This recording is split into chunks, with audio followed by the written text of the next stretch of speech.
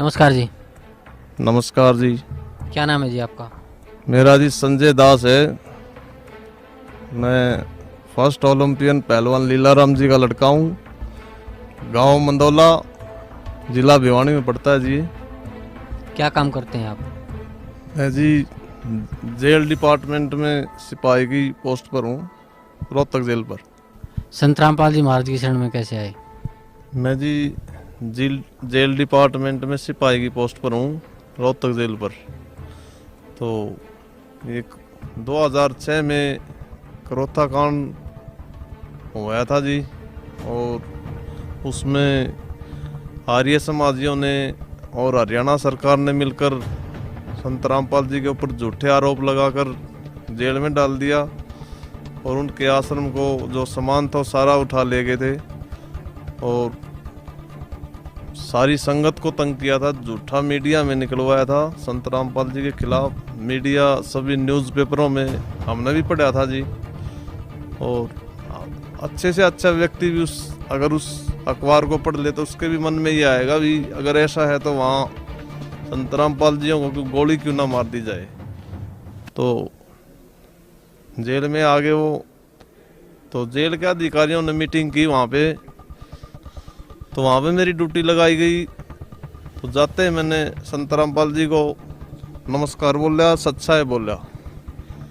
तो संत रामपाल जी ने कहा भी आप मेरे को गुरु क्यों कहते हो?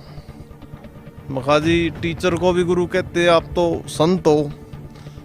बोला भाई ऐसे मेरे को गुरु मत कहो, आप हमारा ज्ञान समझो पहले। तो मेरे दिमाग में ये आए भी अगर ऐसे कहते तो एकदम मेरे शरीर के अंदर एकदम सन्नाटा सा आ गया जी। जेल में भी ऐसे कहते हैं तो मखा भाई बहुत महापुरुष व्यक्ति हैं ये तो मैंने कहा जी मैंने तो जो कह दिया ना गुरु, तो मेरे लिए तो आज से आप गुरु हो। तो गुरु जी फिर मैंने कहा माँ गुरु जी मेरा भाई गुरु मत कहा अगर मेरे को। मका जी आपके खिलाफ तो बहुत ज़्यादा अफवाह हैं और आपके तो बहुत अच्छे विचार लगे मेरे को। तो गुरुजी ने कहा भी पहले ज्ञान समझ हमारा। मका जी ऐसा लग रहा है मेरे को तो जैसे आर्य समाजी या पुलिस डिपार्टमेंट आपको इनकाउंटर ना कर दे, आपको गोली ना मार दे। तो उन्होंने बहुत ठोसता से कहा मेरे को ये परमात्मा का शीश है, अगर ऐसा हो जाता है तो मैं सफल मानूंगा अपने शीश को। परमात्मा के लिए शीश तो बहुत ही सौभाग्य व्यक्ति देता है। तो मेरे आंसू आ गए जी परमात्मा के संत रामपाल जी का विचार सुन के। अभी इतने तगड़े विचार हैं और इस महापुरुष के खिलाफ इतने आरोप लगाए गए हैं, ये इनको परमात्मा उल्टा लटका कर 7 पीढ़ी इनको नरक में डालेगा। फिर संत रामपाल जी बोले भाई आप मेरा पहले ज्ञान समझो। मैंने संत रामपाल जी की 1 महीना सीडी देखी जी। 3-4 दिन तो मेरे को ऐसा लगा भी ज्ञान मेरे समझ में नहीं आएगा ये, क्योंकि सभी संतों से अलग ज्ञान है। लेकिन मैंने गौर से सुना भी पूर्ण संत की पहचान बताई गई पूर्ण परमात्मा की। तो मेरे को रोज रोज मजा आने लग गया जी ज्ञान में। तो मैं गुरुजियों से डेली कहता था जी मेरे को भी नाम दे दो आप। बोला भाई ऐसे नाम नहीं देते हम, आप होक्का पीते हो। तो मैं होक्का का बहुत ज़्यादा आदी था और परिवार वाले भी दुखी थे मेरे से। तो मैं बोला जी आप ही दया करो, अगर आप में शक्ति है तो ये। तो संत रामपाल जी ने नला जी परमात्मा ही करेंगे, हम तो कुत्ते उनके। संत रामपाल जी ने कहा ये बात। तो उस दिन से मैंने होक्के में वो स्वाद नहीं आया जी। 4-5 दिन मैंने पिया उनके कहने के बाद भी, लेकिन परमात्मा ने इतनी दया करी भी ये तो बहुत गंदी चीज़, मैंने बांस आने लग गई उसमें से और मैंने उस होक्टी को भगा दिया बाहर। सुबह मैं ड्यूटी पे गया तो संत रामपाल जी बैठे हुए थे। मैं बोला गुरु जी आज तो नाम दे दे। बोले आज दे देंगे भी, आज तू योग्य हो गया है। तो उन्होंने 2/9/2007 में को सुबह 6:30 बजे उन्होंने मेरे को बहुत दया करी, परमात्मा ने मेरे को नाम दे दिया। फिर जेल अफसरों ने पता लग गया भी ये बहुत ईमानदार सिपाही था, ये भी इनका शिष्य बन गया। तो परमात्मा संत रामपाल जी का सिर पे पंजा रहा मेरे, तो एक दिन मेरी शाम को ड्यूटी थी जी, 6 से 10। तो 7 बजे जेल में गिनती बंद कर देते हैं, 7 साढ़े 7 बजे। तो मैंने बोला भाई माँ गुरुजियों को दंडवत प्रणाम करते हैं। तो मैंने बोला जय वो बंदी छोड़ की, मैं संत रामपाल जी से 50 फुट की दूरी पे था लगभग, बीच में दीवार थी। मैंने जय वो बंदी छोड़ के नारे लगाए। तो वहाँ पर संत रामपाल जियों के पास बच्चे रहते थे, बच्चा वार्ड है, किशोर वार्ड। उन्होंने भी नारे लगाने शुरू कर दिए। भी एक पुलिस का हवलदार नारे लगा रहा है, तो उन्होंने भी बहुत जोश के साथ नारे लगाए, पूरी जेल में गूंज रहा था। 10 मिनट के बाद जेल के सभी अफसर, सभी कर्मचारी आ गए और उन बच्चों को बहुत ज़्यादा पीटा उन्होंने। सभी बच्चों को जूत मारे, उनके लठ मारे, छोटे छोटे बच्चों के। फिर वो मेरे पास आए जी ड्यूटी के ऊपर, मेरे से बोले तूने जेल को खतरे में डाल दिया, तो एक बंदी का शिष्य बन गया है और खुद दारू पी रहे जी, वो सारे बंदियों का खाते हैं, वो हमारे को चोर कहते हैं। बहुत शर्म की बात हमारे को। तो फिर मैंने कहा जी आप आराम से बात करो मेरे से। बोला तेरे को, फिर उस डीएसपी साहब ने एसपी से बात करी फ़ोन पर मेरे आगे ही। तो एसपी साहब ने कहा इसको फौरन बाहर निकाल दो जेल से, जैसे उसके दादा ने बनवाई है ये जेल। एक परमात्मा के लिए हमने और भी देखे हैं, वर्दी के अंदर सभी परमात्मा को ऐसे झुकते हैं, तो एक सिपाही नहीं झुक सकता क्या? तो उन्होंने जेल से मेरी ड्यूटी से निकाल दिया मेरे को। 2-3 दिन के बाद उसने डीजी से बात करी, एसपी साहब ने, भैया ऐसे ऐसे करता है। तो हमारे को तुरंत प्रभाव से बदली कर दी हमारी सोनीपत, और मेरे को 4 सीट दे दी उस बात पर। तो उसमें लिख रखा था भी क्यों ना इसको डिसमिस किया जाए। 2 डीएसपी गवाह थे जी उसके अंदर। तो अम्बाला मेरी पेशी थी, तो वहाँ पर एसपी चौहान जी थे, सुरेंद्र सिंह चौहान जी। मेरा 8वां नंबर था पेशी के अंदर। लेकिन परमात्मा कहते हैं जो सताएगा मेरे हंस को उसका खो दे वंश। ये परमात्मा की जो वाणी थी मेरे दिल के आत्मा के ऊपर रमी हुई थी। परमात्मा ने कहा था भी जो चलेगा मेरी तरफ 1 कदम और मैं चलूंगा 60। जो चलेगा मेरी तरफ एक कदम मैं चलूंगा 60, और जो हो जाए कोई पक्का तो मैं लो की लाट। तो मैं पहले ही बढ़ गया जिस एसपी साहब के ऑफिस में, हालांकि मेरा 8वां नंबर था। तो एसपी साहब ने बोला भी क्या बात है? मखा जी मेरे को दूर जाना है, मेरा फैसला कर दो आप। मेरे बिल्कुल कोई दिमाग में ये भी नहीं था भी मेरी पेशी है। मैं तो एक प्रसाद, परमात्मा का प्रसाद समझ के गया था वहाँ पे। तो एसपी साहब ने बोला भी तेरा तो 8वां नंबर है मखा जी, अभी फैसला कर दो मेरा। तो मैंने तो दूर जाना है जी, क्योंकि पता था परमात्मा का सिर पे पंजा है।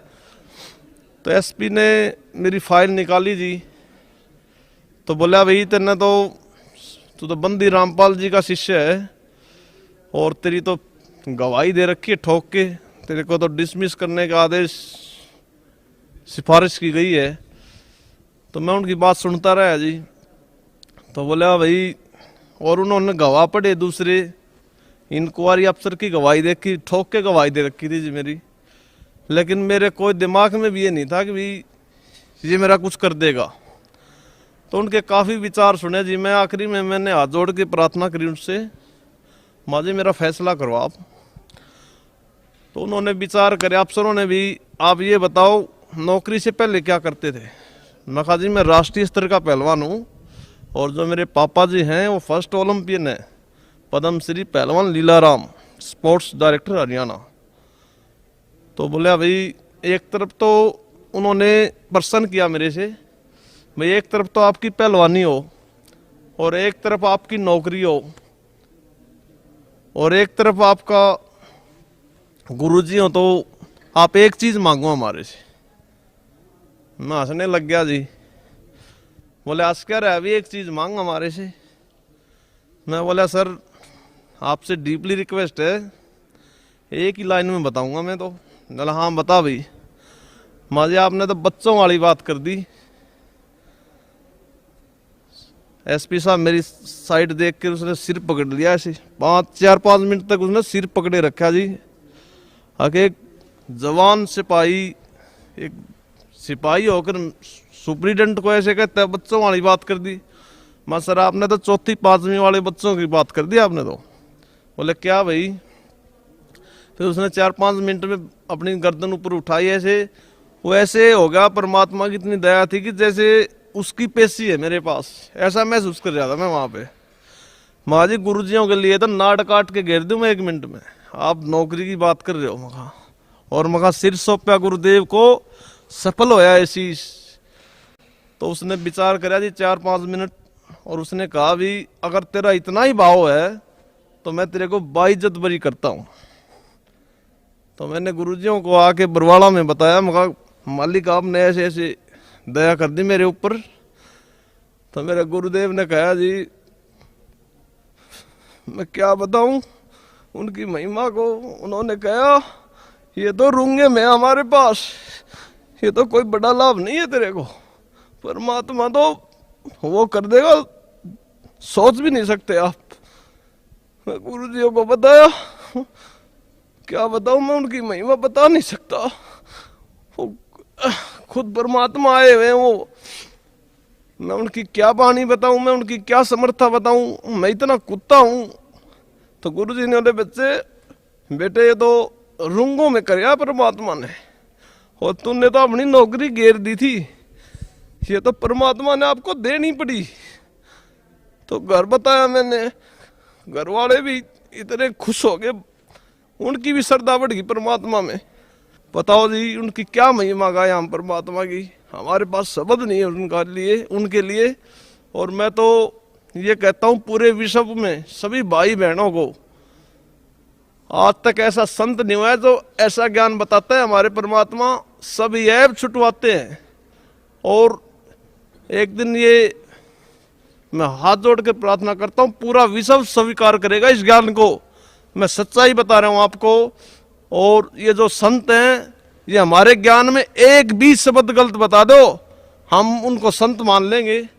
ज्ञान है ही नहीं उनके पास, झूठे हैं, सब झूठी दुकान करे हुए हैं, बिजनेस बना रखा है। जो वीआईपी लोग हैं उनको तो आगे बिठाते हैं। और हमारे गुरुजी संत रामपाल जी महाराज जी हो गए, यहाँ डीसी भी एसपी भी सभी लाइन में आते हैं। तो संत कहते हैं भाई सब इक्वल है हमारे यहाँ। तो संत तो पूरी विश्व के अंदर पूर्ण संत पूर्ण परमात्मा सतगुरु रामपाल जी महाराज जी हैं जी। इनका आप सभी से प्रार्थना, इनका ज्ञान सुनो। सीडी पे आज तो बहुत दया कर रखी है परमात्मा ने, और किताबें घर घर में जा रही हैं। SMS करो हमारे फ़ोनों पे, आपको घर बैठे किताब देंगे हमारे गुरुदेव। और सभी से प्रार्थना है भाई, हमारा तो सारा परिवार के ऊपर दया कर रखी परमात्मा ने। हमारे छोटे छोटे बच्चे आते हैं 10-10 एक महीना यहाँ सेवा करते हैं। तो कोई अपनी बेटी को कोई गलत जगह पे ले जाएगा क्या? परमात्मा कहते हैं अगर सच्चाई है तो अपनी जगह भी बनाएगी वो। हमारे गुरुदेव तो परमात्मा खुद कबीर साहब आए हुए हैं। तो सभी भाइयों से प्रार्थना है कि यहाँ आए और जन्म मरण का रोग कटाए।